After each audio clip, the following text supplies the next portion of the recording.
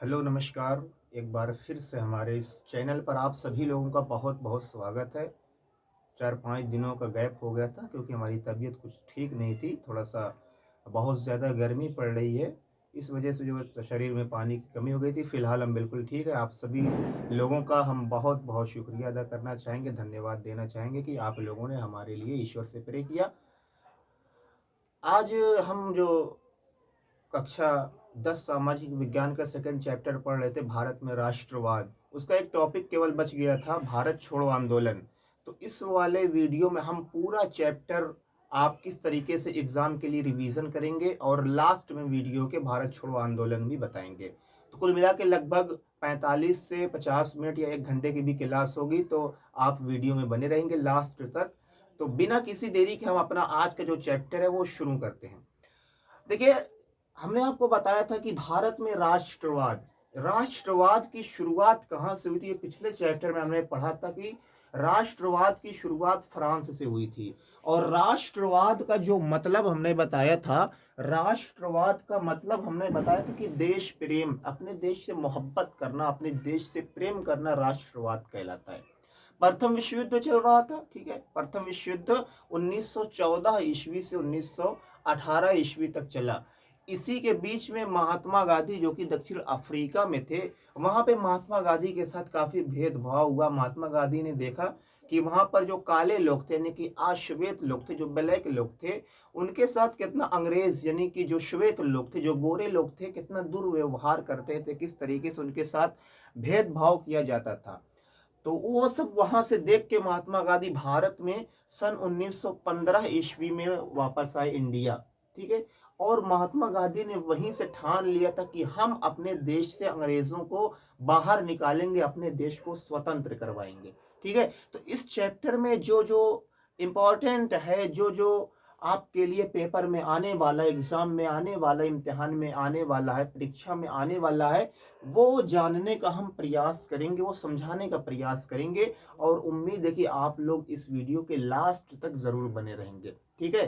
देखिए, एक कहावत है कि परिस्थिति को समझकर उस पर अमल ना करना मूर्खता और कायरता होती है। तो आपकी परिस्थिति क्या है? फिलहाल आपका एक ही काम है, पढ़ना। तो अगर आप परिस्थिति को समझकर उस पर काम नहीं करेंगे तो कहीं ना कहीं आप मूर्ख हैं और कायर हैं।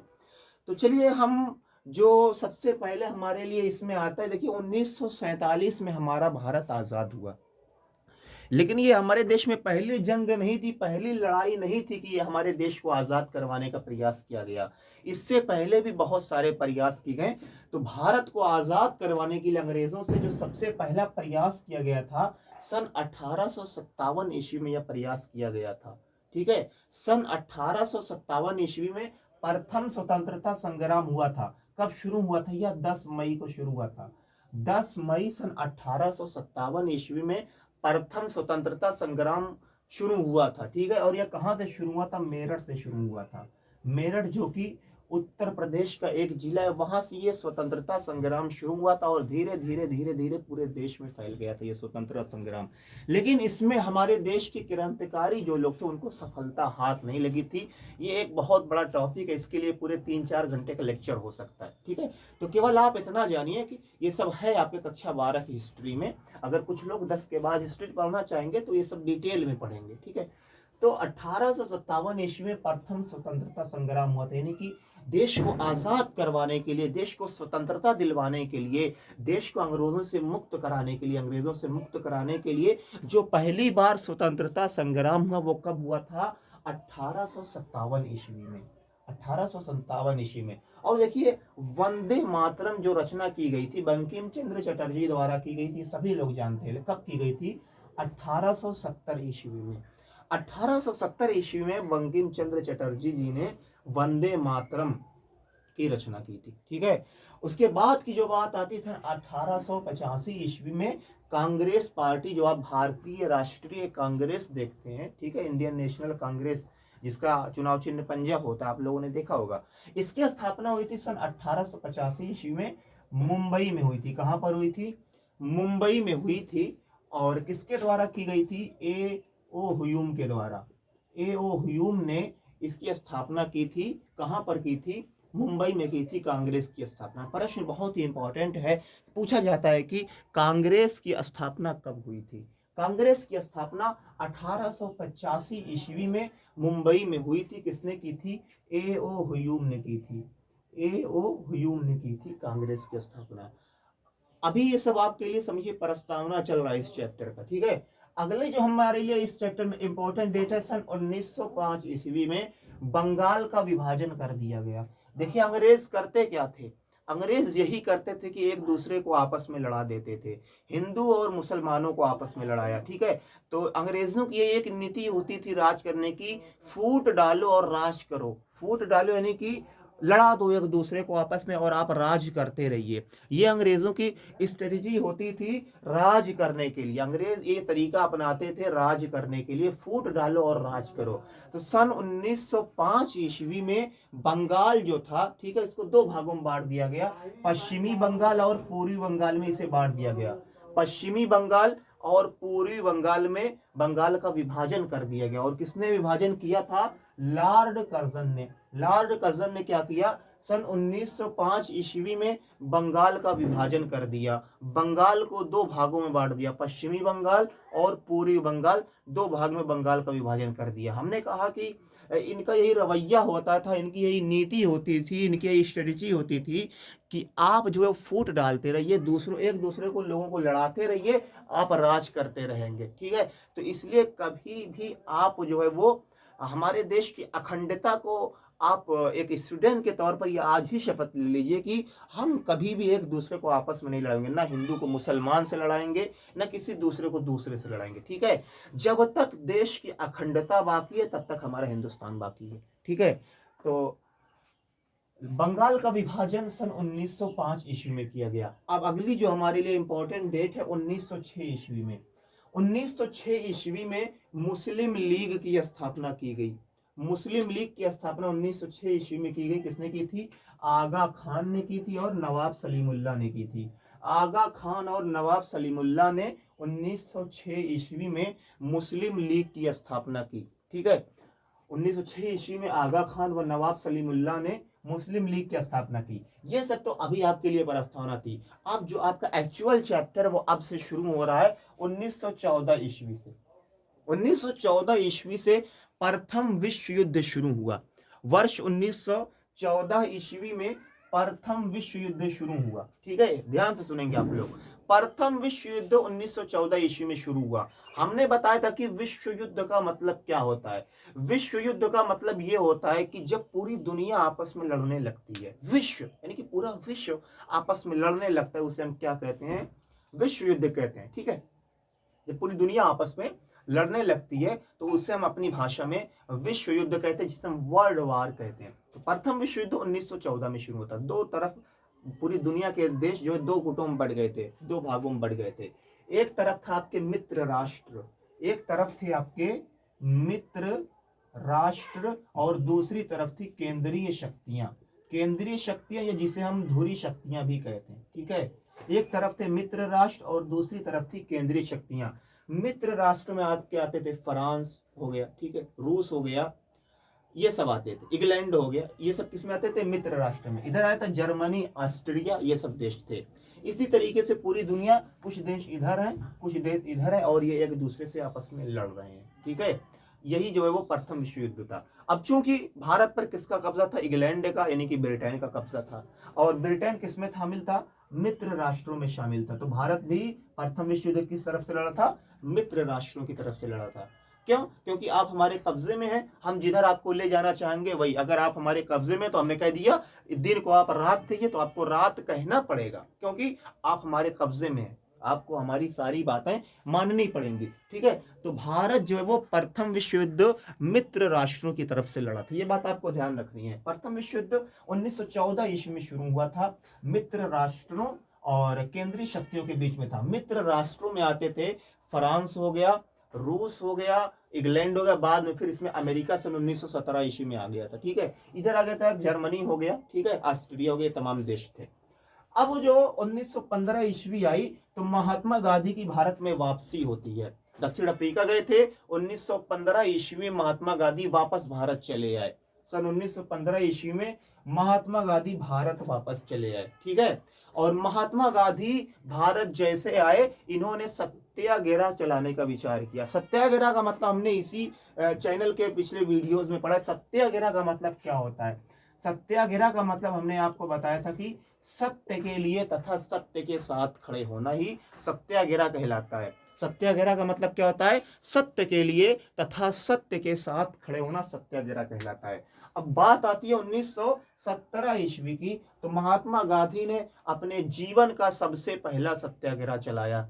सन 1917 ईस्वी में महात्मा गांधी ने अपने जीवन का सबसे पहला सत्याग्रह आंदोलन चलाया था, चंपारण सत्याग्रह आंदोलन। महात्मा गांधी ने अपने जीवन का सबसे पहला आंदोलन चलाया, चंपारण सत्याग्रह आंदोलन, वर्ष 1917 ईस्वी में। कहां पर चलाया था? बिहार के चंपारण जिले में।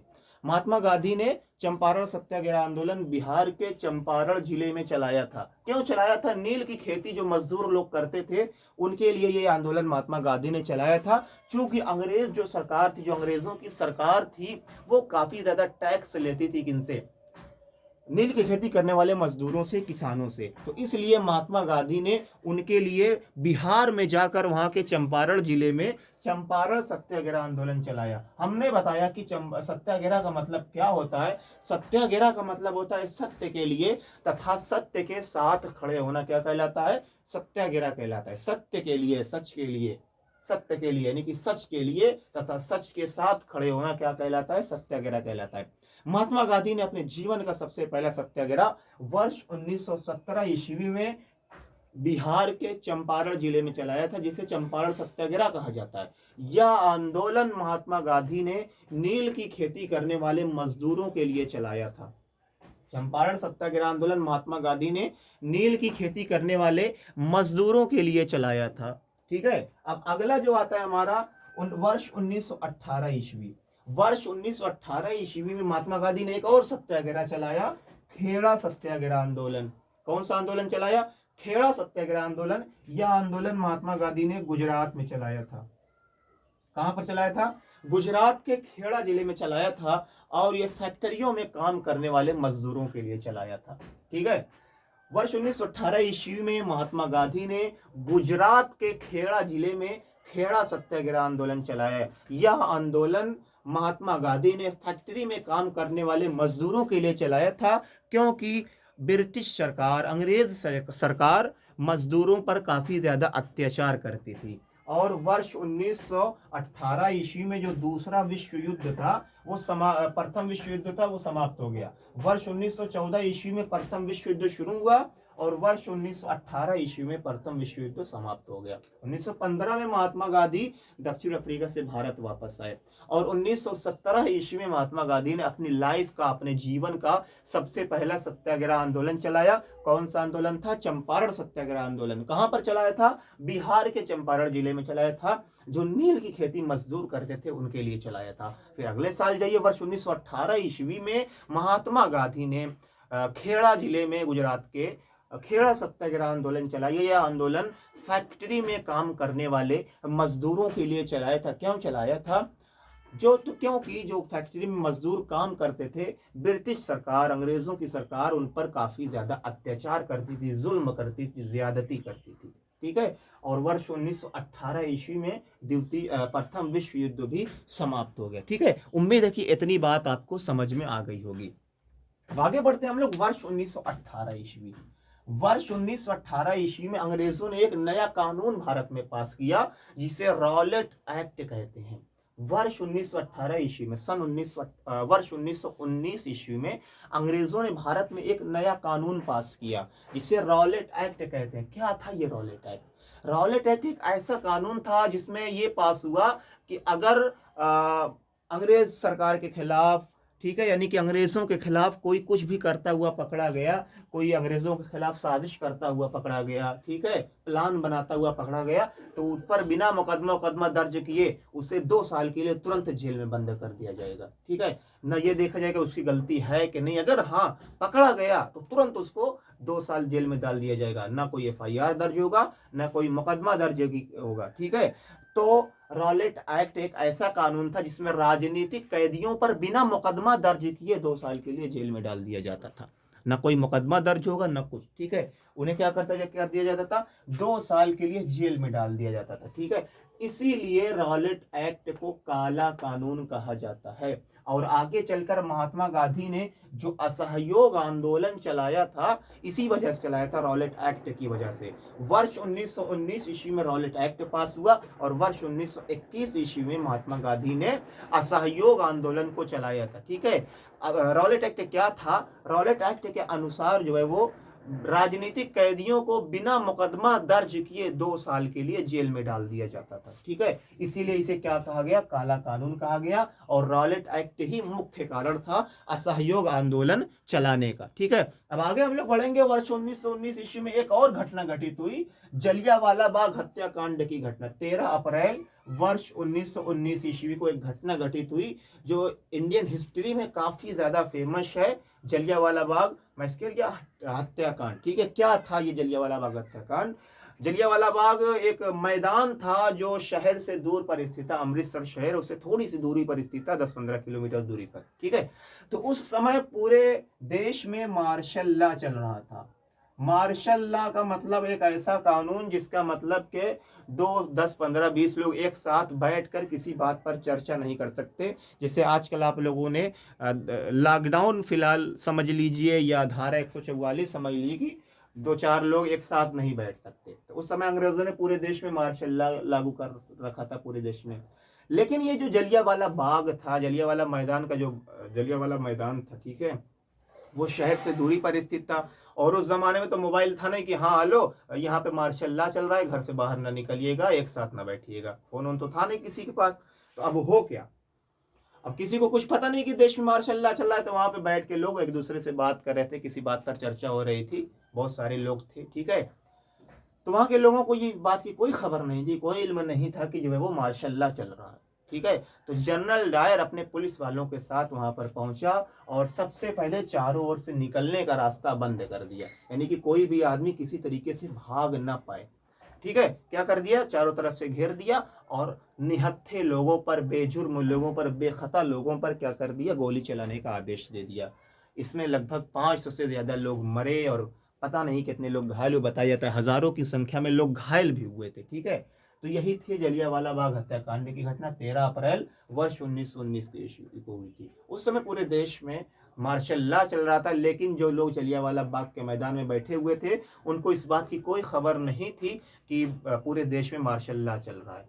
ये लोग आपस में बैठकर बात कर रहे थे, तभी एंट्री होती है जनरल डायर की, जो अपने पुलिस वालों को साथ आता है और चारों तरफ से निकलने का रास्ता क्या कर देता है? बंद कर देता है। और जब रास्ता बंद हो जाता है तो क्या होता है कि गोली चलाने का आदेश दे देता है। और जब गोली चलाने का आदेश देता है तो इसमें लगभग 500 से ज्यादा लोग मारे गए और हजारों की संख्या में लोग घायल भी हुए थे। ठीक है, अब अगला आता है वर्ष 1920 ईस्वी। वर्ष 1920 ईस्वी में खिलाफत आंदोलन चालू किया गया। ये किसने चालू किया था? खिलाफत आंदोलन चालू किया था वर्ष 1920 ईस्वी में मोहम्मद अली और शौकत अली ने चालू किया था। किसने चालू किया था? मोहम्मद अली और शौकत अली ने चालू किया था। ठीक है, ये दो भाई थे और इस आंदोलन के चलाने का मुख्य उद्देश्य था हिंदू मुस्लिम एकता को बढ़ावा देना। ठीक है, वर्ष 1920 ईस्वी में खिलाफत आंदोलन चालू हुआ। इस आंदोलन के चलाने का मुख्य उद्देश्य था कि हिंदू मुस्लिम एकता को बढ़ावा देना। और ये किसने चालू किया था? मोहम्मद अली और शौकत अली नाम के दो भाइयों ने चलाया था। ये कहाँ के रहने वाले थे? मुंबई के रहने वाले थे। ठीक है, कहाँ के रहने वाले थे? मुंबई के रहने वाले थे। अब अगला जो हमारा है वर्ष 1921 ईस्वी। वर्ष 1921 ईस्वी जो अभी हमने बताया था कि रॉलेट एक्ट ही आगे चल के कारण बना था, जो महात्मा गांधी ने असहयोग आंदोलन चलाया था। ठीक है, ये सारी जो हेडिंग हम आपके सामने लिखी हुई है, एक एक करके सभी को हमने डिटेल में पढ़ाया है इसी यूट्यूब चैनल पर। उसकी प्लेलिस्ट बनी हुई है, वीडियोज हैं, देख सकते हैं आप वहां पे जाके। असहयोग आंदोलन क्या था? असहयोग आंदोलन महात्मा गांधी ने वर्ष 1921 ईस्वी में चलाया था। असहयोग आंदोलन यानी कि सहयोग ना करना। महात्मा गांधी ने हमारे देश के लोगों के साथ लोगों से ये कहा कि आप अंग्रेज़ों की सहायता ना कीजिए। अंग्रेज़ों द्वारा बनाए गए किसी भी सामान का, किसी भी वस्तु का इस्तेमाल ना कीजिए। जो अंग्रेज़ों द्वारा बनाए गए कपड़े हैं, मूर्तियाँ हैं, तमाम चीज़ें जो अंग्रेज़ बनाते हैं उसका इस्तेमाल ना कीजिए। सबसे पहले ये कहा कि अंग्रेज़ों द्वारा बनाई गई किसी भी वस्तु का इस्तेमाल ना करें। दूसरे नंबर पर हमारे देश के लोगों से महात्मा गांधी ने ये कहा कि जो हमारे देश के छात्र छात्राएं हैं, विद्यार्थी हैं, वो सरकारी यानी कि गवर्नमेंट स्कूल कॉलेजेस में ना जाएं, बल्कि उसके स्थान पर गुरुकुलों में जाएं।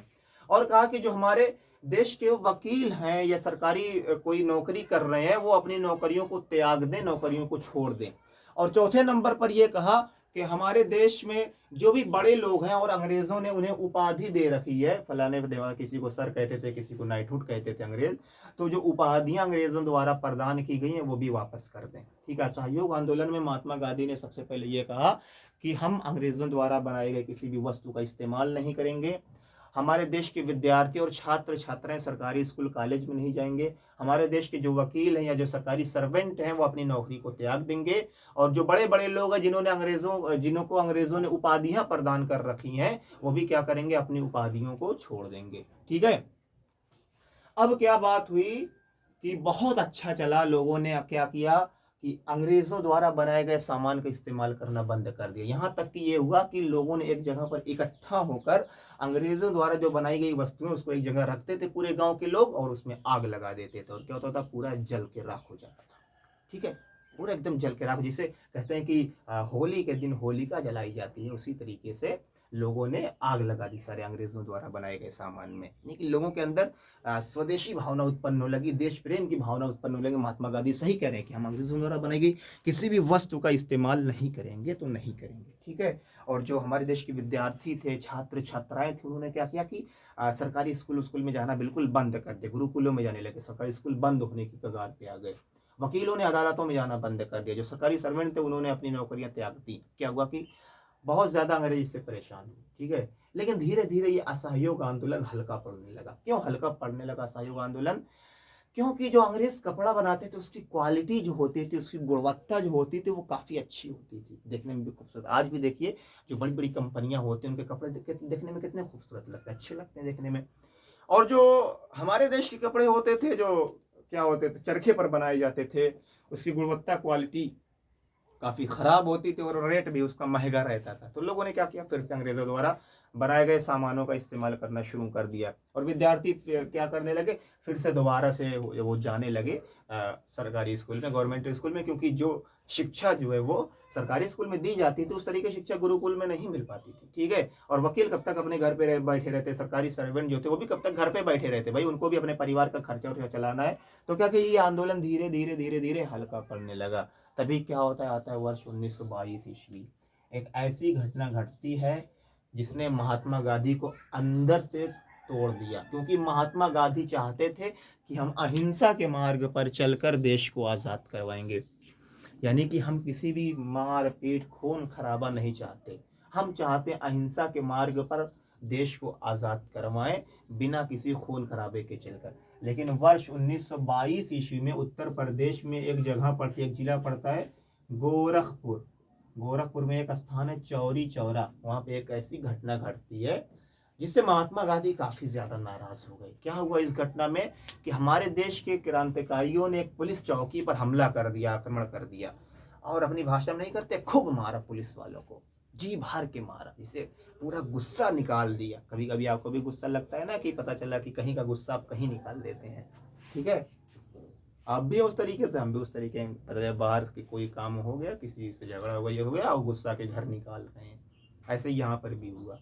क्या किया, हमारे देश के क्रांतिकारियों ने एक पुलिस चौकी पर आक्रमण कर दिया, हमला कर दिया, और हमला करने के पश्चात खूब मारा पहले पुलिस वालों को। उसके बाद क्या किया, पुलिस चौकी में उनको बंद करके उसमें आग लगा दी। ठीक है। आग लगा दी। जब उसमें आग लगाई तो इसमें लगभग 23 पुलिसकर्मी मारे गए। कितने पुलिसकर्मी? लगभग 23 पुलिसकर्मी मारे गए और 2 आम नागरिक भी मारे गए। कुल मिला के 25 लोग लगभग मारे गए इस चौरी चौरा हत्याकांड में। और महात्मा गांधी क्या चाहते थे जी? महात्मा गांधी तो चाहते थे कि देश को अहिंसा के मार्ग पर चल के आज़ाद करें, और यहाँ हो क्या रहा है, हिंसा और मारपीट हो रहा है, खून खराबा हो रहा है।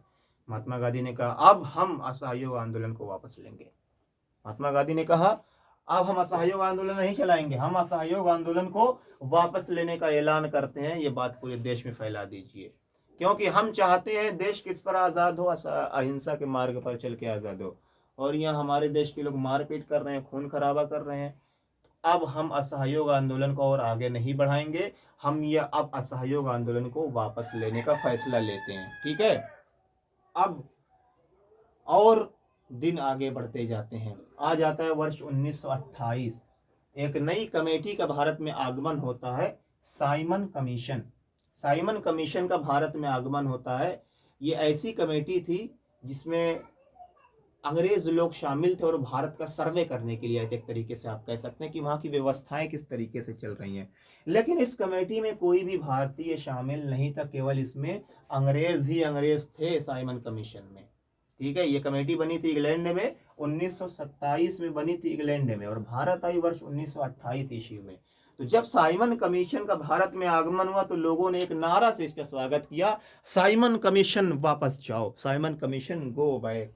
ठीक है, तो साइमन कमीशन वर्ष 1928 ईस्वी में भारत में आया, और इसका स्वागत किस नारे से किया गया? इसका स्वागत Simon commission go back, Simon commission वापस जाओ, इस नारे से साइमन कमीशन का स्वागत किया गया। ठीक है, क्यों? क्योंकि इसमें कोई भारतीय शामिल ही नहीं था। आप भारत का सर्वे करने आ रहे हैं और भारत का कोई आदमी उसमें शामिल ही नहीं, तो आप कैसे बता पाएंगे क्या हो रहा है क्या नहीं हो पा रहा है। ठीक है, तो इसलिए भारतीय नेताओं ने, भारत के लोगों ने, भारतीय क्रांतिकारियों ने जब साइमन कमीशन का आगमन हुआ भारत में, तो इसका स्वागत Simon commission go back, Simon commission वापस जाओ, इस नारे से किया था। ठीक है, और देखिए इसमें एक चीज की मिसिंग है। वर्ष 1929 ईस्वी में, वर्ष 1929 ईस्वी में कांग्रेस का एक अधिवेशन होता है लाहौर में। अधिवेशन का मतलब होता है मीटिंग। कांग्रेस पार्टी एक मीटिंग करती है, कहां पर? लाहौर में, जो कि अब पड़ता है पाकिस्तान में। लेकिन चूंकि उस जमाने में पाकिस्तान हो गया, बांग्लादेश हो गया, वो भारत का ही हिस्सा हुआ करता था। ठीक है, तो कहां पर मीटिंग हुई थी? लाहौर में। उसमें पूर्ण स्वराज्य की मांग की गई। पूर्ण स्वराज्य की मतलब कि अंग्रेजों, आप हमारा पूरा देश हमें देकर भागिए यहाँ से। ठीक है, और इसमें तय किया गया कि 1929 में ये मीटिंग हुई कि इसमें तय किया गया कि आने वाली 26 जनवरी 1930 को, दिसंबर में ये मीटिंग हुई थी। ठीक है, दिसंबर 1929 में कांग्रेस का अधिवेशन हुआ। कहां पर हुआ था? लाहौर में, जो पाकिस्तान में पड़ता है। कब? दिसंबर 1929 ईस्वी में। ठीक है, और इसमें यह फैसला लिया गया कि वर्ष 1930 यानी कि आने वाला जो साल है उसकी 26 जनवरी को हम लोग स्वतंत्रता दिवस मनाएंगे। ठीक है, और पूछा जाता है कि कांग्रेस के कौन से अधिवेशन में पूर्ण स्वराज्य की मांग की गई? कांग्रेस के लाहौर अधिवेशन में। यह अधिवेशन कब होता? दिसंबर 1929 में। इसमें कौन सी तारीख तय की गई जिसको स्वतंत्रता दिवस मनाने का फैसला किया गया? 26 जनवरी 1930 ईस्वी को। ठीक है, अब आता है सविनय अवज्ञा आंदोलन। सविनय अवज्ञा आंदोलन की शुरुआत होती है 12 मार्च 1930 ईस्वी को। 12 मार्च 1930 ईस्वी को। ठीक है, महात्मा गांधी ने एक लेटर लिखा था इरविन को। ठीक है, वायसराय इरविन को एक लेटर लिखा था। उसमें महात्मा गांधी ने कहा था कि इरविन, अरे अपनी भाषा में कह रहे हैं, सुनो इरविन, इरविन साहब, क्या जो कुछ भी लिखा हो अपनी भाषा में कह रहे हैं, इरविन हमारी ये 11 मांगे इसको पूरी करो। ठीक है, जैसे क्या हो गया कि हमारे देश के लोगों को जो तुमने कैद में बंद कर रखा है ना, उसको पहले उनको आज़ाद करो, और इस शराब वराब हमारे देश से बंद करवाओ। ठीक है, हमारे देश के लोग पियक्कड़ हो रहे हैं, अपनी भाषा में कहिए। ठीक है, महात्मा गांधी ने इरविन को पत्र लिखा, इरविन को लेटर लिखा। क्या उसमें मांग की है? इरविन, ठीक है, आपने जो हमारे देश के लोगों को कैद में कर रखा है, जेल में बंद कर रखा है, सबसे पहले उनको आज़ाद करो, और ये शराब वराब बंद करवाओ, हमारे देश के लोग पियक्कड़ हो रहे हैं। ठीक है, और जो नमक पर तुम लोग टैक्स लेते हो, कर लेते हो, इस सबको बंद करो। तो सबसे पहले नमक पे कौन टैक्स लेता है? ऐसे 11 मांगों का उल्लेख किया, और महात्मा गांधी ने कहा ठीक है, इसको जो है वो, इन मांगों को 11 मार्च से पहले पूरी कर देना। 11 मार्च 1930 से पहले पूरी कर देना।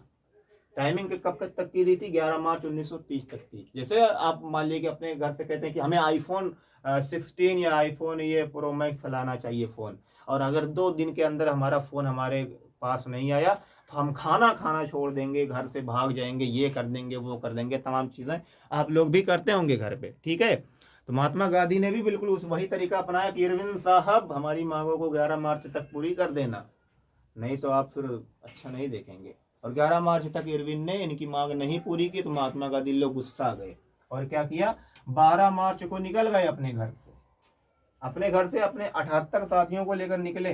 कितने साथियों को? 78 साथियों को लेकर निकले। कहाँ से निकले थे? जो इनका आश्रम था साबरमती में, गांधी आश्रम, वहां से निकल गए और नमक यात्रा शुरू कर दी। गांधी जी 12 मार्च 1930 ईस्वी को अपने 78 साथियों को लेकर साबरमती आश्रम से निकले। ठीक है, और कहाँ के लिए निकले थे? डांडी तट के लिए, जो गांधी आश्रम से 240 किलोमीटर की दूरी पर था। ठीक है, खुद अकेले नहीं निकले थे, 78 साथियों को साथ में लेकर निकले थे। ठीक है, तो ये सविनय अवज्ञा आंदोलन की पहली घटना थी कि महात्मा गांधी ने नमक यात्रा शुरू की। ठीक है, कब शुरू की थी? 12 मार्च 1930 ईस्वी को महात्मा गांधी अपने 78 साथियों को लेकर अपने आश्रम साबरमती आश्रम से निकलकर 240 किलोमीटर दूर डांडी तट के लिए यात्रा की और 6 अप्रैल 1930 को डांडी तट पर पहुंचे और वहां पर नमक बनाया। अब अंग्रेज, अभी हमने बताया कि अंग्रेज नमक पर भी टैक्स लेते थे और महात्मा गांधी ने लोगों को बता दिया, लो नमक ऐसे बनाना है, उबाल लो, भाप बन पड़ेगा, लो नमक बन गया। अब हम अंग्रेजों का नमक ही नहीं खरीदने, कोई टैक्स लें चाहे जो लें, हम अपना नमक बनाएंगे, अपना उसका इस्तेमाल करेंगे, अंग्रेजों का नमक ही नहीं खरीदेंगे। अब इरविन साहब का तो दिमाग खराब हो गया, अरे ई क्या कर दिया महात्मा गांधी ने, अब जब वह नमक बनाएंगे तो हमारा नमक हुआ कौन खरीदेगा। तो अब इरविन को समझ में आया कि यही गड़बड़ हो गया है। ठीक है, महात्मा गांधी 12 मार्च को निकले और 6 अप्रैल को पहुंचे थे। ठीक है, और यही इसी दिन नमक बनाया था डांडी तट पर। अब इरविन साहब को तो कुछ समझ ही नहीं आ रहा है, तो इरविन साहब ने महात्मा गांधी से एक समझौता कर लिया, गांधी इरविन समझौता जिसे कहा जाता है। वर्ष 1931 ईस्वी में गांधी इरविन समझौता हुआ। ठीक है,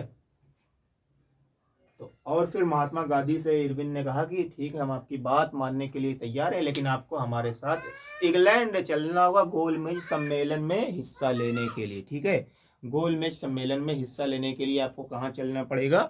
इंग्लैंड में चलना पड़ेगा। ठीक है, ये महात्मा गांधी से इरविन ने कहा। ठीक है, महात्मा गांधी ने कहा ठीक है चलेंगे, कोई बात नहीं। तो महात्मा गांधी चले गए इंग्लैंड गोलमेज सम्मेलन में हिस्सा कर लेने के लिए। ये अंग्रेजों की चाल थी, इरविन की एक चाल थी। महात्मा गांधी उधर गए क्या करने के लिए? गोलमेज सम्मेलन में हिस्सा लेने के लिए, सब बताया हुआ आपका है। ठीक है, और इधर क्या किया गया कि जो सविनय अवज्ञा आंदोलन चल रहा था, 1 लाख लोगों को गिरफ्तार किया था अंग्रेजों ने यहाँ पर। उधर महात्मा गांधी चले गए, उधर लीडर चला गया था इंग्लैंड में, और इधर अंग्रेजों ने 1 लाख लोगों को गिरफ्तार किया। और जो अभी हमने बताया था कांग्रेस की स्थापना 1885 ईस्वी में हुई थी, कांग्रेस को इधर अवैध घोषित कर दिया गया। अवैध घोषित का मतलब कानूनी रूप से ये पार्टी जो है वो मुजरिम, जैसे आप समझ लीजिए, अवैध का मतलब क्या होता है? कानून की निगाह में ये गुनहगार है। ठीक है, तो कांग्रेस पार्टी को इधर अवैध घोषित कर दिया गया। उस जमाने के एक बहुत ही फेमस नेता, मशहूर नेता, लोकप्रिय नेता खान अब्दुल गफ्फार खान, जिन्हें फ्रंटियर गांधी भी कहा जाता था। ठीक है, जिन्हें फ्रंटियर गांधी भी कहा जाता था, उनको जेल में डाल दिया गया और पंडित जवाहरलाल नेहरू को भी जेल में डाल दिया गया। ठीक है, ये सब घटनाएं हो गई और महात्मा गांधी को भी उधर बहुत ज्यादा बेइज्जती हुई इंग्लैंड में। अब महात्मा गांधी पगला के वापस आए, अरे ई का हो गया। ठीक है, तो फिर महात्मा गांधी ने कहा हम फिर से सविनय अवज्ञा आंदोलन करेंगे और फिर 1934 ईस्वी में यह आंदोलन वापस ले लिया गया, महात्मा गांधी द्वारा बंद कर दिया गया। हल्का पड़ने लगा तो 1934 ईस्वी में सविनय अवज्ञा आंदोलन वापस ले लिया गया। ठीक है, तो गांधी इरविन समझौता वर्ष 1931 में। जितना ये लिखा हुआ है बोर्ड पर, इससे हट के कुछ आपसे नहीं पूछने वाला, जो अलग से पूछने वाला भी हम आपको बता रहे हैं। ठीक है, वर्ष 1932 ईस्वी में गांधी अंबेडकर समझौता हुआ था, जिसे पूना पैक्ट समझौता भी कहा जाता है। कब हुआ था? वर्ष 1932 ईस्वी में गांधी अंबेडकर समझौता हुआ था। प्रश्न पूछा जाता है कि असहयोग आंदोलन की सीमाएं क्या थी? असहयोग आंदोलन की सीमाएं थी कि महात्मा गांधी ने कहा था कि सबसे पहले हमें अपने देश से छुआछूत को समाप्त करना है। अस्पृश्यता जो होती है, उस जमाने में क्या होता था कि जो है वो अस्पृश्यता का मतलब ये होता था कि जो बड़ी जाति के लोग हमारे देश में होते थे, वो निचली जाति के लोगों को, यानी कि शूद्रों को इस प्रकार से देखते थे कि यदि हम इसको टच कर देंगे, इनको छू देंगे, तो क्या होगा? हमारा धर्म भ्रष्ट हो जाएगा। ठीक है, हम अपवित्र हो जाएंगे। इनको मंदिरों में जाने की इजाजत नहीं थी, इनको स्कूलों में एक साथ बैठने की इजाजत नहीं थी, क्योंकि इन्हें अस्पृश्य माना जाता था। ठीक है, गाय जब तक जिंदा रहे तब तक बड़ी जातियों के पास रहे, और जब मर जाए तो आके एक शूद्र, एक निचली जाति का, उसे उठा के ले जाके फेंके बाहर। शूद्रों को केवल ये तभी बड़ी जातियों के मोहल्ले में जा सकते थे जब वहां का शौचालय साफ करना हो, नाली साफ करना हो, बाकी दिनों में इन लोगों को वहां पर जाने की इजाजत नहीं होती थी। तो महात्मा गांधी ने कहा जब तक हम अपने देश में से ये छुआछूत अस्पृश्यता को खत्म नहीं कर देंगे तब तक हम 100 साल तक भी अपने देश को आजाद नहीं करवा सकते। ये महात्मा गांधी ने कहा था। ठीक है, महात्मा गांधी ने कहा कि बिना अस्पृश्यता और छुआछूत को खत्म किए हम अपने देश को 100 साल तक भी आजाद नहीं करवा पाएंगे। ये बात हमारी ध्यान से कान खोलकर आप पूरा देश सुन ले। इसी में महात्मा गांधी ने हरिजन, हरिजन का मतलब हरि मीन्स भगवान, जन मीन्स लोग, हरिजन लोगों को, निचले वर्ग के लोगों को महात्मा गांधी ने ईश्वर की संतान बताया, और समाज में सभी लोगों को बराबर करवाने के लिए, एक समान बनाने के लिए महात्मा गांधी ने बहुत सारे आंदोलन चलाए। ठीक है, महात्मा गांधी ने बहुत सारे आंदोलन चलाए। हमारा देश ऐसे नहीं आजाद हो गया कि आज लोग उठे और कल हमारा देश आजाद हुआ। बहुत सारा जो है वो ऐसे ही नहीं कोई राष्ट्रपिता बन जाता। ठीक है, जो हमारा लास्ट टॉपिक था जो छूट भी गया था, इसको डिटेल में बताएंगे। 1942 ईस्वी में लास्ट आंदोलन जो चलाया गया था, भारत छोड़ो आंदोलन, क्विट इंडिया मूवमेंट। ठीक है, क्विट इंडिया मूवमेंट। आमतौर पर लोगों के अंदर जो ये भ्रम होता है कि भारत छोड़ो आंदोलन महात्मा गांधी ने चलाया था, लेकिन भारत छोड़ो नारा किसने दिया था? भारत छोड़ो नारा दिया था यूसुफ मेहर अली ने। ये बात हमेशा आपको ध्यान रखना है, हमारे पढ़ाए हुए एक एक बच्चे को ये याद होगा। यूसुफ मेहर अली ने भारत छोड़ो नारा दिया था, और भारत छोड़ो आंदोलन महात्मा गांधी ने चलाया था वर्ष 1942 ईस्वी में। जैसे ही महात्मा गांधी ने आज ऐलान किया कि कल से भारत छोड़ो आंदोलन शुरू होगा, क्विट इंडिया मूवमेंट शुरू होगा, महात्मा गांधी को नजरबंद कर दिया गया। कहां पर नजरबंद किया गया था? आगा खान पैलेस पर। कहां पर नजर बंद किया गया था? आगा खान पैलेस पर महात्मा गांधी को नजरबंद कर दिया गया, लोगों से छुपा दिया गया। महात्मा गांधी से कहा कि कल से भारत छोड़ो आंदोलन शुरू होगा, आज की रात में ही महात्मा गांधी को उठवा लिया गया। जैसे कुछ लोग उठवाने लगते हैं तो जरा सा वो हो जाता है, आपको उठवा देंगे, जहां पाएंगे मार देंगे। अरे कोई ऐसे किसी को मार के चला जाएगा? ठीक है, हम आपको मारेंगे तो क्या आप अपने डिफेंस के लिए कुछ नहीं करेंगे? ठीक है, ऐसे नहीं कोई किसी को मार के चला जाएगा। आज के इस दौर में कोई किसी से कम नहीं है। वो जब दिन आता है सब लोग देख लेते हैं किसके पास कितनी पावर होती है। ठीक है, वो कहते हैं कि जो बादल गरजते हैं वो ज्यादा बरसते नहीं है। ठीक है, तो वही महात्मा गांधी ने कहा कि कल हम भारत छोड़ो आंदोलन शुरू करेंगे। एक दिन पहले महात्मा गांधी को उठवा लिया गया और नजरबंद कर दिया गया। कहां पर नजरबंद किया गया था? आगा खान पैलेस पर। ठीक है, और महात्मा गांधी ने भारत छोड़ो आंदोलन में एक बहुत ही फेमस नारा दिया था, करो या मरो, डू और डाई। करो या मरो का नारा महात्मा गांधी ने भारत छोड़ो आंदोलन में दिया था, और आखिरकार वर्ष 1947 ईस्वी में भारत आजाद हो गया, 15 अगस्त 1947 ईस्वी में। तो ये आज का हमारा चैप्टर था। उम्मीद है कि आपको पसंद आया होगा। फिर एक बार हम वीडियो के ख़त्म होते होते आप सभी लोगों का बहुत बहुत दिल की गहराइयों से, तहे दिल से बहुत बहुत शुक्रिया अदा करेंगे, धन्यवाद कहेंगे कि आप लोगों ने काफ़ी ज़्यादा हमारी हेल्प की, सहायता की। जब तक हम ठीक नहीं हो गए आप लोगों का फ़ोन आता रहा, मैसेजेस आते रहे, कमेंट आते रहे कि सर आप कैसे हैं। बहुत ही हम आपका तहे दिल से शुक्रिया अदा करते हैं। फिर आपसे मिलेंगे नेक्स्ट वीडियो में। जय जवान जय किसान।